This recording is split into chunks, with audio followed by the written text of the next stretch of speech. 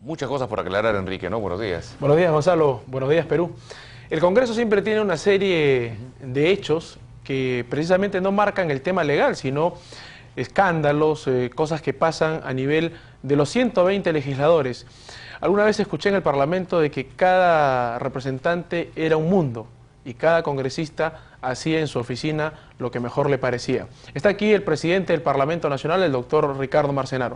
Doctor Marcenaro, buenos días. Buenos días. En primer lugar, el caso de Anselmo Revilla. Él dice que tiene la facultad de contratar a la persona que mejor considere. ¿Es así? ¿El reglamento del Congreso no establece premisas, requisitos para ser asesor? ¿Uno puede designar a dedo este o esta? Así es, de acuerdo a las normas del Congreso, uno contrata como asesor a quien crea más conveniente. Originalmente se pensó poner requisitos de determinado tipo de títulos profesionales, se había pensado hasta no bastaba con ser, por ejemplo, abogado, sino tener una maestría en Derecho, pero los mismos parlamentarios decían, un momentito, yo decido quién es mi asesor. En un país como el nuestro, en el cual muy pocas personas de los 24 millones de peruanos tienen título profesional, sería una discriminación contra la mayor parte de los peruanos. Por eso se optó por no poner ningún requisito. Pero, ¿cómo se explica que una señorita ingrese como asesora y después entre al Parlamento como asesigrista? Por una razón muy simple, por lo que he escuchado, esta señorita no era abogado y en consecuencia para graduarse de abogado necesitaba efectuar prácticas. Para eso sirve también el CESIGRA. En consecuencia, seguramente después de haber ella prestado labores de asesoría, decidió obtener su título, para lo cual requería ser cesigrista. Pero imagínense cuántas personas, miles de estudiantes de Derecho quisieran tener la misma suerte que esta señorita, ¿no? Así, sí, evidentemente, si algún congresista desea tener una persona en esas condiciones de asesor, el problema que surge es que evidentemente la calidad del trabajo dependerá también de la calidad del asesor. Por lo tanto, nosotros siempre hemos invocado a los señores parlamentarios que tengan asesores de mayor conocimiento que el propio parlamentario. Hay parlamentarios que piensan que el asesor debe tener menos conocimientos que él. Yo creo que el asesor debe tener mayores conocimientos que el parlamentario para realmente servir en un asesoramiento Y en ese eficiente. sentido no respalda a su colega Revilla. No, eso es decisión de cada parlamentario. Cada parlamentario decide qué tipo y qué calidad de asesores desea tener. Se inicia la legislatura, es la segunda ordinaria del periodo 98-99 y es un año preelectoral para algunos y para otros ya es electoral. ¿Cómo va a afrontar la mesa directiva este inicio de legislatura? ¿Qué proyectos están en agenda? ¿Qué va a hacer la mesa directiva que usted conduce? Bueno, con mucho optimismo, creemos que hoy día en la tarde, cuando instalemos la legislatura, comenzamos una etapa muy interesante en la política nacional y especialmente en la legislación nacional. En este momento tenemos ya 32 proyectos en la orden del día, es decir, que ya han sido aprobados en comisiones y están pendientes de ser aprobados en el Pleno, y tenemos varios cientos de proyectos que están en comisiones siendo trabajados, siendo investigados y analizados para ser aprobados en la próxima legislatura. Hay normas que reforman el Código Penal, hay todo un proyecto que se está trabajando interesantísimo, la nueva Ley de Títulos Valores, comisión que yo presido, que es una norma básica para el trato comercial. ¿Va a salir entonces la Ley de Títulos Valores en esta legislatura? Sí, de todas maneras.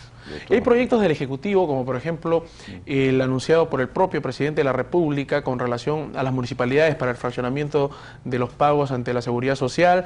El propio ingeniero Víctor Joiguay ha anunciado la modificación de la ley de bancos y la semana pasada la ministra de Justicia nos ha dejado sorprendidos a todos pidiendo beneficios penitenciarios para los delincuentes más ranqueados, y así podemos decirlo, que se encuentran en las cárceles. ¿Estos proyectos ya están en el Congreso? Sí, es verdad. En este momento se está culminando la presentación por parte del Ejecutivo de varias normas que fueron conversadas con la gente del AMPE que asistió a Palacio de Gobierno sobre la forma de pago al sistema de seguridad social y sobre el tema de las manera en que ellos pueden utilizar del 20 y elevar al 30% recursos para gastos administrativos. Tenemos entendido que en los próximos días vamos a recibir ya estos proyectos que están culminándose. También existen propuestas para modificar la ley de bancos que se están trabajando y evidentemente existe esta propuesta que ha presentado la señora ministra de Justicia. Esperamos analizarlo. Nosotros sí en ese tema hemos señalado desde un comienzo de tener muchísimo cuidado. El Perú ha avanzado muchísimo en la lucha contra el terrorismo, contra las bandas delincuenciales que existían hasta hace poco en el Perú y que atacaban con armamento de guerra. Eso ya casi ha desaparecido. Por supuesto que existe la delincuencia todavía en gran medida y en consecuencia tenemos que tener mucho cuidado, muchísimo cuidado en las normas que dictemos, porque no vaya a ser que estas bandas de terroristas y delincuenciales vuelvan a aumentar en el país. A su criterio, ¿no es conveniente, no es oportuno en estos momentos discutir o aprobar un proyecto como el que ha planteado la ministra de Justicia? No, tanto como eso no, pero sí creo que hay que analizarlos con mucho cuidado. Tenemos que invitar a expertos, tenemos que solicitar la información de parte del Ministerio del Interior, del Poder Judicial, de los abogados, es decir, de aquellos que están operando con este tipo de temas para ver realmente si es conveniente o no empezar a aflojar, por decirlo de alguna manera, algunas de estas normas. 60 días, señor presidente del Congreso, para que se evalúe, hay una respuesta a partir de la recomendación de la Comisión Interamericana de Derechos Humanos en el tema del Tribunal Constitucional. ¿Qué posibilidades maneja la mayoría? Ustedes optaron por un procedimiento constitucional de tener los votos necesarios para destituir a 3 magistrados. El fondo del asunto todavía está en discusión, si tenían los argumentos o no para destituirlos. ¿Es probable que ustedes los vuelvan a citar para reponerlos en el cargo? Bueno, en primer lugar deseo manifestar que tal como lo habíamos comunicado nosotros desde un primer momento, cuando asumimos la presidencia, que habíamos solicitado esta prórroga, esto era perfectamente legal. Hubieron acá una serie de abogados que decían que como el presidente del Congreso, siendo abogado, proponía una solución de esa naturaleza cuando eso no existía y era imposible. Se ha demostrado que es posible, se ha otorgado a otros países, ya se había otorgado al Perú anteriormente, y por lo tanto es el procedimiento correcto. Nosotros ahora estamos en la etapa de estudiar, se trata de mucha documentación, estamos pidiendo información a una serie de juristas para ver qué soluciones se pueden dar. Queremos encontrar soluciones, deseamos evidentemente que este tema termine y para eso haremos todo lo que esté a nuestro alcance. Para eso requeríamos los 60 días que hemos solicitado, se nos han otorgado, ahora hay que esperar. Recuerden que esto se trata de una simple recomendación. Todavía si es que el Congreso no los repusiera, que es la recomendación, recién se iniciaría un procedimiento posteriormente que tiene una duración aproximadamente de 1 año, en el cual ahí en ese momento recién se podría emitir una resolución. Claro, porque el tema del Tribunal Constitucional pasa también por la discusión de la famosa sentencia o no, el control difuso, la reelección, y es un tema complejo en un año preelectoral, o sea, sería echar más leña al fuego.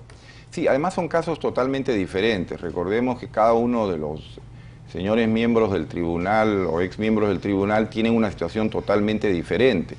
En el caso de la doctora Delia Reboreo, por ejemplo, no apeló en la posibilidad que ella tenía, prefirió desistirse de una apelación en el expediente que estaba siguiendo. Los otros vocales también, el doctor Nugent, por ejemplo, que es otro de los vocales que ha renunciado en forma irrevocable y en consecuencia su situación también es diferente. Y en el caso de los otros 2 vocales, también cada uno tiene una situación propia. Es necesario analizar caso por caso y buscarle evidentemente una solución. El Congreso quiere encontrar una solución. ¿Va a haber una solución antes de los 60 días? Esperamos que se encuentre una solución. No solamente depende del presidente del Congreso, ahora, pero depende, recuerde usted, de 80 congresistas. Necesitamos obtener 80. Este problema ya estuviera resuelto si es que los miembros de la minoría nos hubieran prestado su colaboración, porque recuerde usted que nosotros no tenemos 80 votos. Por lo tanto, la minoría necesariamente debe colaborar con nosotros para poder designar a dichos miembros. Doctor, pero este tema también se complica a raíz del informe presentado por el Departamento de Estado norteamericano, que si tienen o no la facultad, si es pertinente o no escucharlos, pero en el mundo globalizado se escucha la opinión de la primera potencia, que es Estados Unidos. Eso no lo podemos negar, nos guste o no. ¿Qué va a hacer el Congreso, por ejemplo, para mejorar la imagen que según el Departamento de Estado es de un Poder Judicial ineficiente, intervenido políticamente y que actualmente está en una reforma? Bueno, en primer lugar, todos los informes hay que escucharlos, evidentemente son importantes, especialmente tratándose de los Estados Unidos. Pero hay que reconocer también que el Perú, y así lo reconocen todos los movimientos de derechos humanos, ha progresado muchísimo en materia de derechos humanos. Hoy día no hay institución que no haya emitido un informe reconociendo que desde 1990 a la fecha ha habido un gran cambio en materia de derechos humanos. Entonces lo importante es que un gobierno esté progresando en materia de derechos humanos. Ya no se dan pues esas matanzas que se dieron en el pasado en los penales, recuerden usted en la época del doctor Alan García Pérez. Ya no se dan esas desapariciones que se daban en el Perú por centenares en la época de ese gobierno, etcétera. En consecuencia, el Perú ha avanzado muchísimo en materia de derechos humanos, pero existen críticas. No somos un país perfecto, hay mucho por hacer y en esa labor estamos. Tenemos que hacer muchísimos cambios todavía. En consecuencia, lo que hacen estas organizaciones es reconocer, igual como en Estados Unidos recuerde usted que se aplica la pena de muerte, Estados Unidos no ha suscrito los mayores y más importantes tratados de derechos humanos, Estados Unidos es uno de los países que menos convenios de OIT ha suscrito, etcétera, etcétera, etcétera. Estados Unidos tiene graves problemas en materia de derechos humanos, porque todos los países los tenemos porque estamos formados por seres humanos, y los seres humanos cometen errores, los seres humanos cometen excesos. Lo importante es que los países avancen, y evidentemente el Perú desde 1990 a la fecha ha avanzado de una forma notable en materia de derechos humanos, porque también derechos humanos es no hacer colas para comprar leche, no hacer colas para comprar azúcar, tener luz, tener agua, tener educación, tener paz, no tener terrorismo, tener trabajo. Así es, recuerde usted que la peor caída del trabajo en el Perú se produjo del año 80 a 1990, en el cual la mayor parte de los trabajadores del Perú terminaron o desempleados. Y sigue siendo el primer problema del país. Y sigue siendo un problema gravísimo del país que hay que resolver.